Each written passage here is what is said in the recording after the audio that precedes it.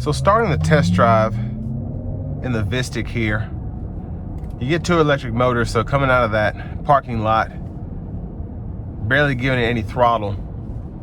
I can just tell how quick it is.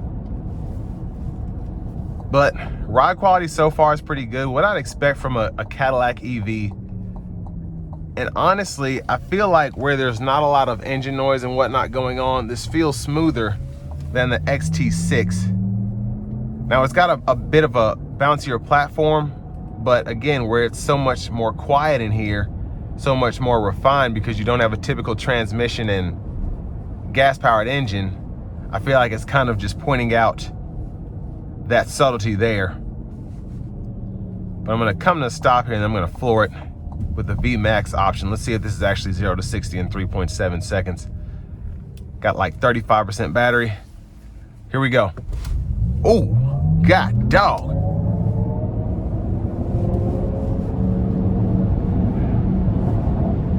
Yeah, that's wow. Wow, that's impressive.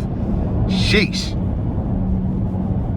Now that's one thing a Cadillac XT6 will not do, is do the dash like that. So I'm gonna turn on the adaptive cruise, and I'm gonna hit the cruise or super cruise button, excuse me. If I can get it going. There we go.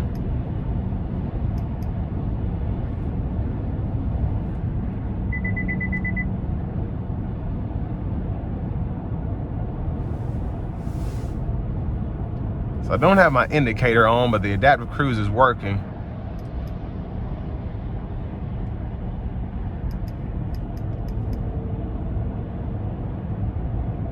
So just having a little trouble with that today because I can't see. Anyways, ride is fantastic coming down the interstate here. There it is, finally. But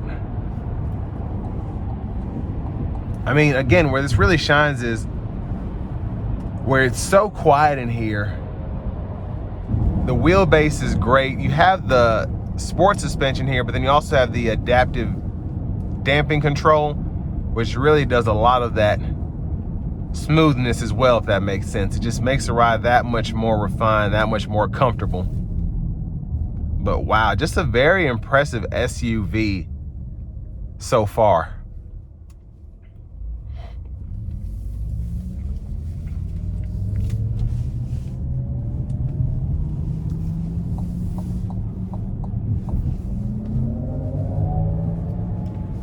Now I do want to give one more thanks to Cadillac of Murfreesboro for allowing me to review this Vistiq today. I'll leave a link below in the description, but if you're looking to find the best price on one of these closer to home, click on that second link down below. It takes just a minute to fill out your information. I'll make sure the local dealers are fighting to get you the best price on this or whatever new vehicle you might be interested in. But I am so impressed by this vehicle. It's a Cadillac, it's expensive, but honestly, you get over 300 miles of range here. Thing is just nasty quick. And the ride quality is superb. So for that $80,000 mark, for all that you get here, which includes the Super Cruise, just having the new screen, the sunroof, the heated cooled seats with massage, really not a bad price if you think about it, especially for having the EV powertrain here. And that's just what you expect when you get something like this. I think it's a 102 kilowatt hour battery.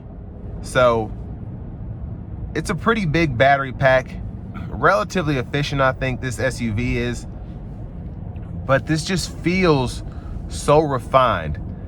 And it's just, a lot of people like the luxury amenities of, let's say, an Escalade or a Navigator or whatever, but they don't necessarily need all of that. They just pay that much money to get all that you get there. So massage seats, just that feeling of opulence with having a flagship SUV.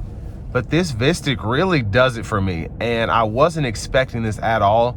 It's just, it rides so well. It's fun, yet luxurious. And I just feel like $1 million driving this down the road, and it's a lot easier to drive this as opposed to the Escalade IQ, just like comparing an XT6 to an Escalade. And a lot of people, I feel like, will appreciate this, who are used to the XT6, maybe even the XT5. They want an EV, but they want something that has all the bells and whistles. And I mean, inside and out, this just looks very similar. I don't want to say exactly like, but it feels very similar to the Escalade IQ. And for almost half the money, you get all the features you'd expect on that vehicle. So with all that being said, this will bring me to the end of my review of this 2026 Cadillac Vistiq in the luxury trim level.